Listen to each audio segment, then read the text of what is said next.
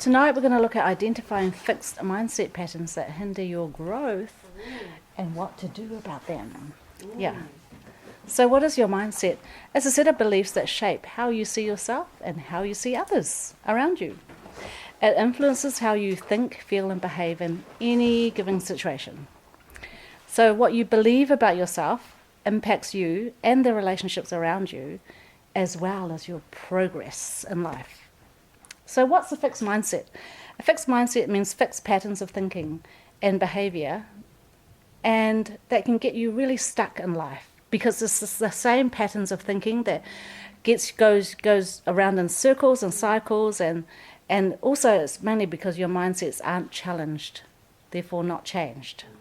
So you could end up actually regressing, growing backwards in your character and in your life. Whereas the opposite of that is a flexible mindset. With a flexible mindset, you're open to change, challenges, and growth, and that results in resilience, progress, and a fruitful life. Yeah, so generally speaking, you can develop a fixed or a flexible mindset, and we do get to choose on a daily basis what mindsets we will keep, what mindsets we'll cultivate. So Romans 12:1 says, we are transformed by the renewal of our mind. So change comes by the renewal of our minds, right? And the question, though, is, do I want to change? And if I want to change, do I want to do the work for this change? Because it's true, change will cost us, and it'll cost us short-term pain for long-term gain. Yeah, so let's get into some fixed patterns of thinking. So remember, it's also how we think and not just what we think that can help or hinder our growth. It's how we think, how we see things, and what we think as well that can hinder or help our growth. So I've just grouped them into under six categories. So let's start with the first one, black and white thinking.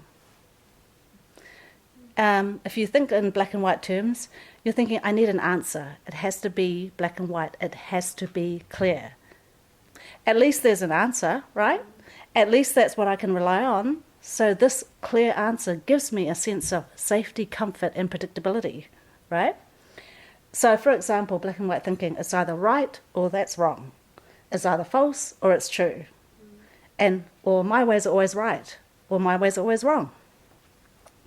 So we're more comfortable with what we know than what we don't know or can't know, right? Because what we don't know or can't know, that's just scary and that's just unsafe. But black and white thinking creates rigidity, legalism, harshness, restrictions, narrow-mindedness, and limiting perspectives. And you know what? Many things in life are not black and white. God isn't black and white. He's relational. So the opposite of black and white thinking is to be relational. So to be relational, see yourself in the word relationally rather than textually or rigidly. So be more accepting, non-judgmental, and respectful of yourself and others. Learn to be more flexible, adaptable, and more risk-taking. So that's black and white thinking.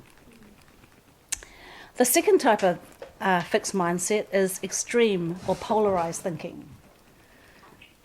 So you might think it's either this or that, but there's nothing in between. There's no grey. Grey is dangerous. Either one extreme or the other is safe. And it's the need for control, right? Feeling you can know, you can have or predict a certain outcome. That's just comforting. So you're quick to jump to conclusions, and those conclusions are fixed. Perfectionism loves extreme thinking. So extreme thinking, the all or nothing thinking, is the same as extreme thinking. So do you think in terms of all or nothing sometimes? For example, anything less than an A is a failure, right? Oh. If I'm not rich, then I'm poor.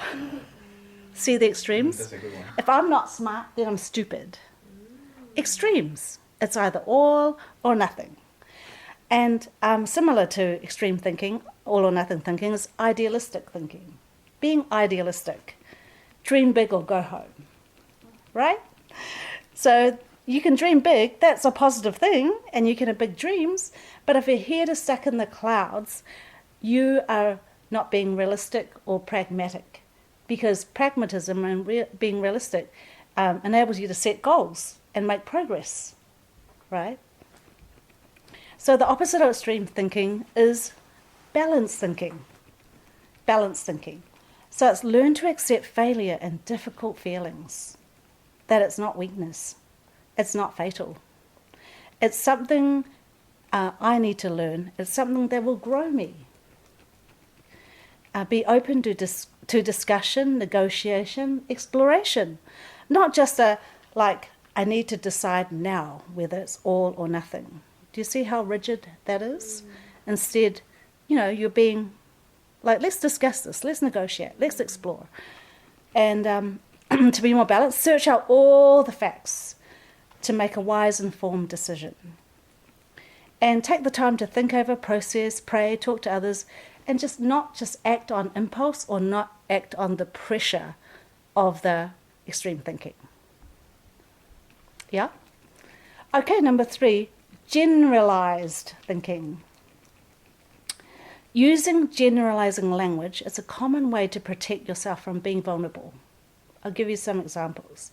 First, use stay general is to stay superficial, is to stay safe. This can make you feel distanced and disconnected to others, because that's what happens when you don't let others in by being more specific with your struggles. Of course, you have to exercise trust there, wise trust. So pick up on your language, check your language. So the tendency, if I have a generalized mindset of thinking, is to talk about other people or things or actions impersonally rather than about my feelings and my situation. Do you see the difference? So, for example, a generalized statement would be, a bad thing happened at work today. So that's very impersonal, and that's describing something. But if you want to, and the opposite of that is being specific.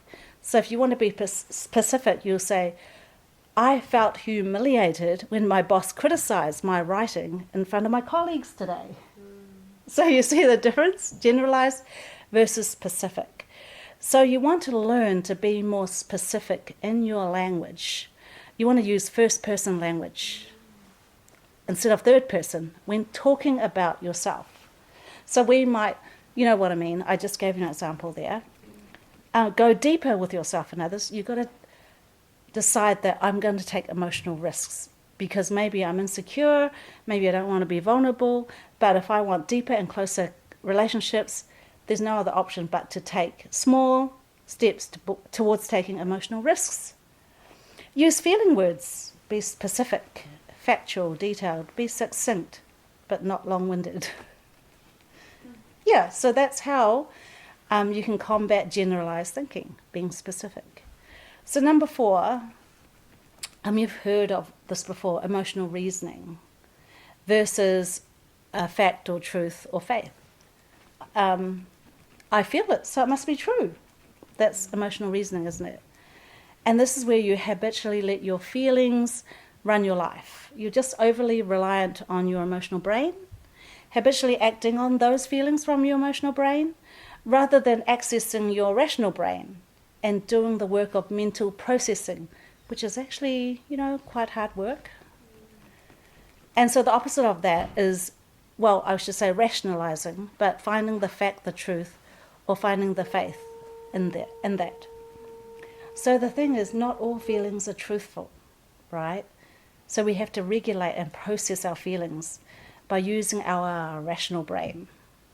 You can't process your feelings with feelings. You need words for the feelings. You need to see it logically and rationally. Don't just act on your feelings and let them run your life, or they will ruin your life. If you let feelings run your life, they will ruin your life, because not all feelings are truthful. So examine, question, challenge the self-talk connected to the feelings. Do the hard and intentional work of being more loyal to the facts and the truth or the faith instead of your feelings. Okay, number 5, and this is the opposite of emotional reasoning, it's intellectualizing. I think it, so it must be true. I think it, so it must be true. So it's ignoring or pushing aside emotions and just using logic and reasoning instead.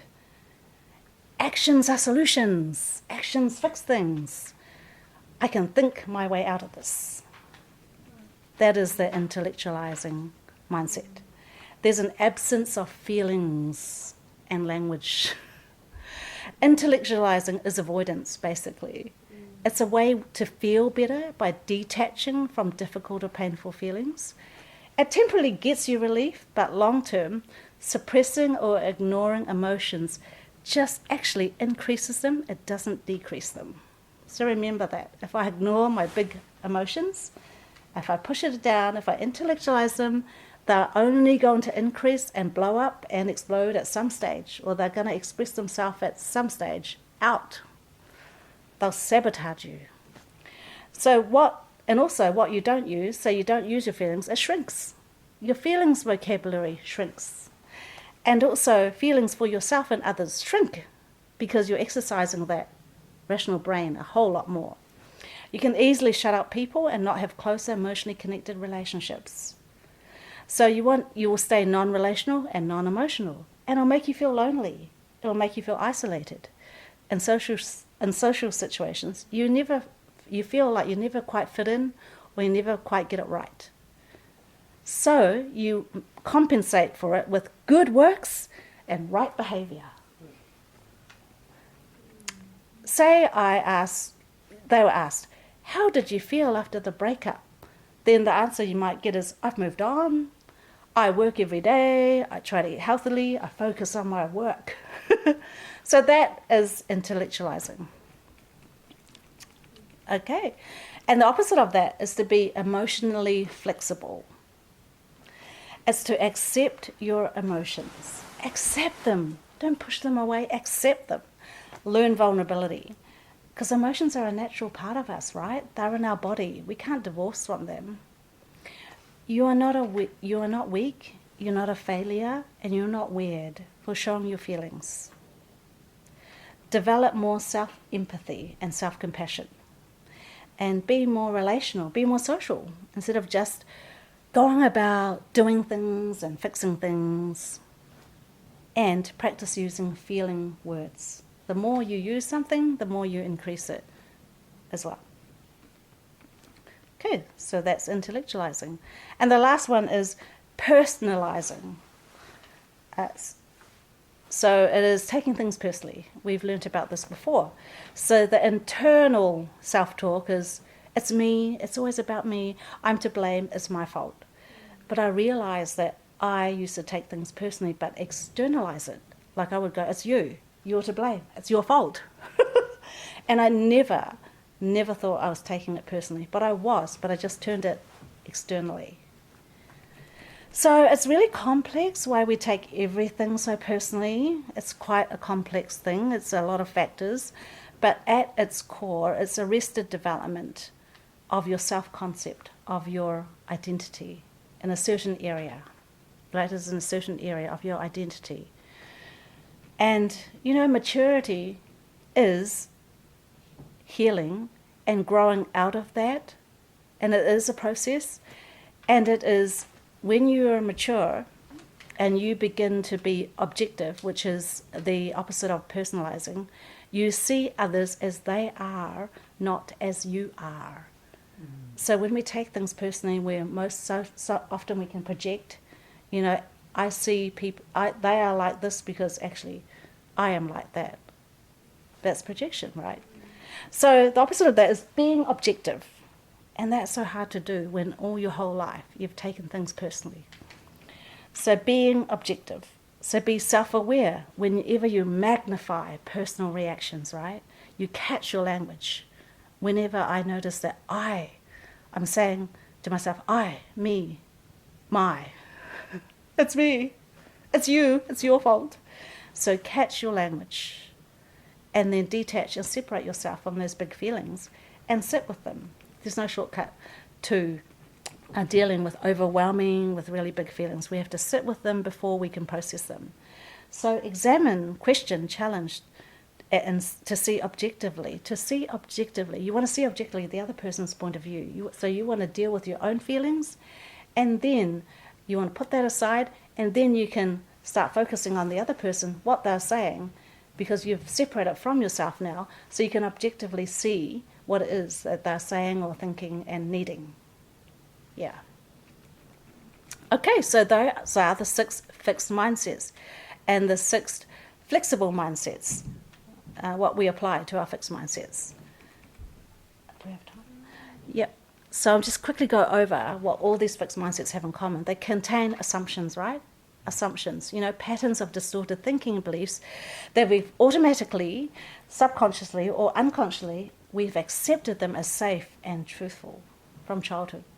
We never examined our assumptions. And so the underlying assumption is, I see others as I am, I see others as I would do. That's an assumption. The other definition of assumption is seeing something as true without enough evidence or facts. And we all do it all the time, right? We always hold assumptions of ourselves and of others in any given situation. And I have to say, especially in our Asian culture, that we use a lot of subtle hinting language that doesn't help us. That doesn't help us question our assumptions, because we use the hinting language or general language rather than direct, specific language, and then we assume others do that as well. And then we overthink, right?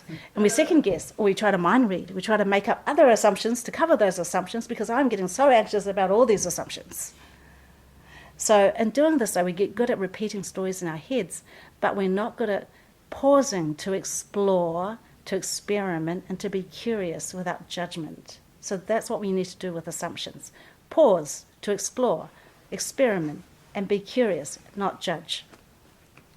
Yeah, so I want to encourage you guys to do that. Be really, really curious with all your assumptions. Okay, notice your assumptions, be curious to examine, explore, challenge, and review.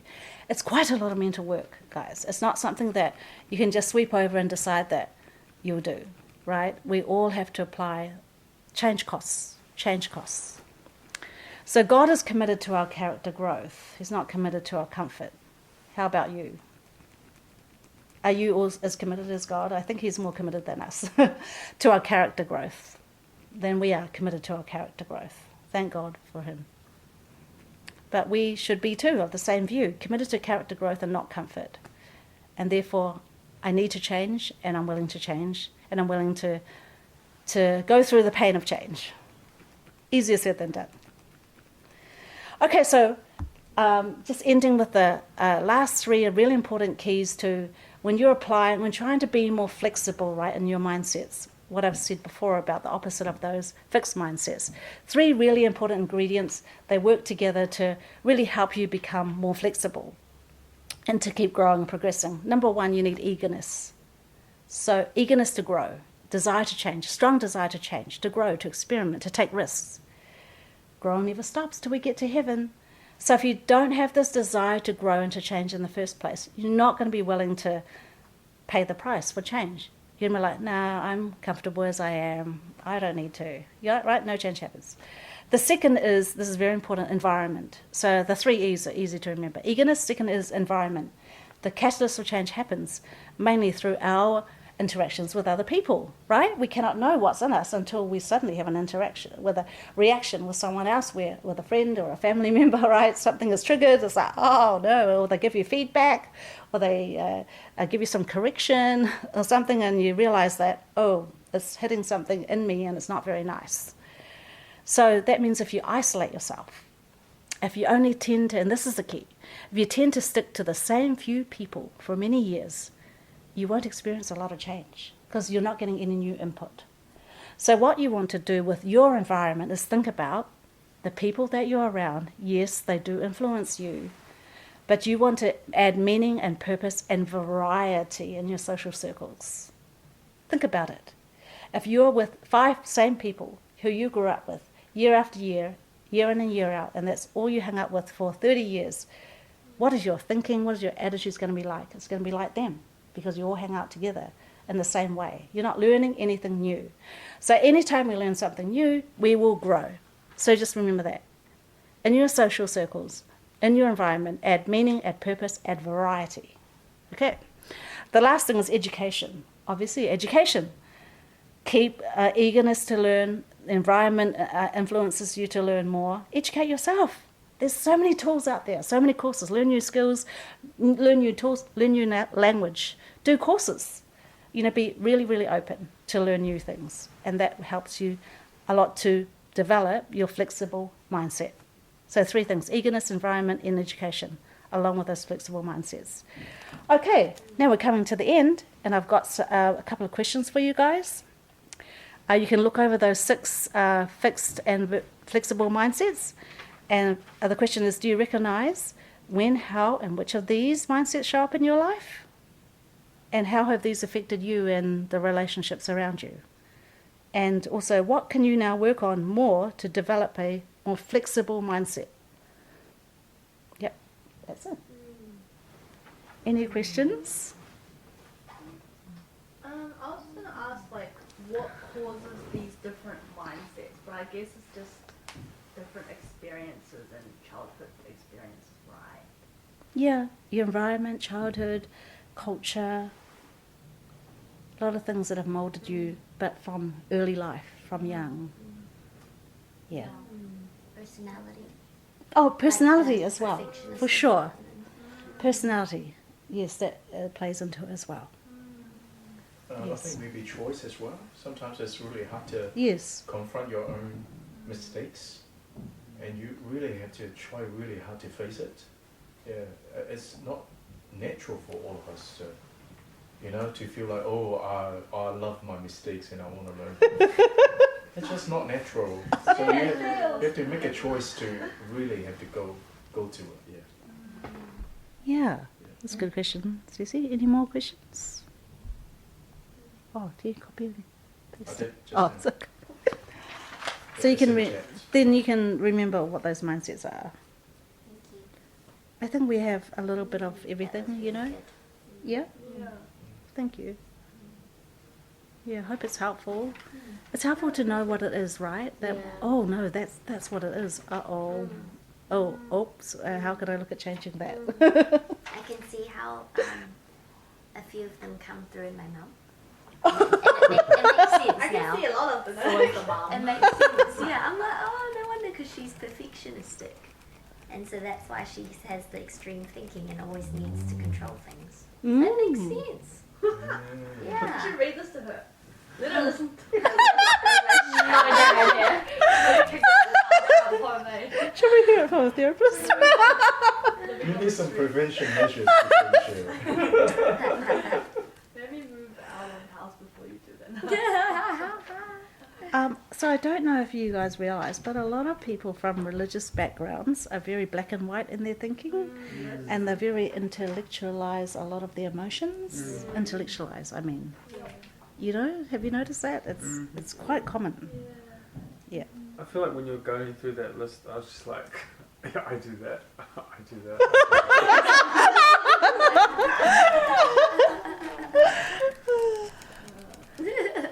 Well, you guys know what to do now with it too, right? All the opposites.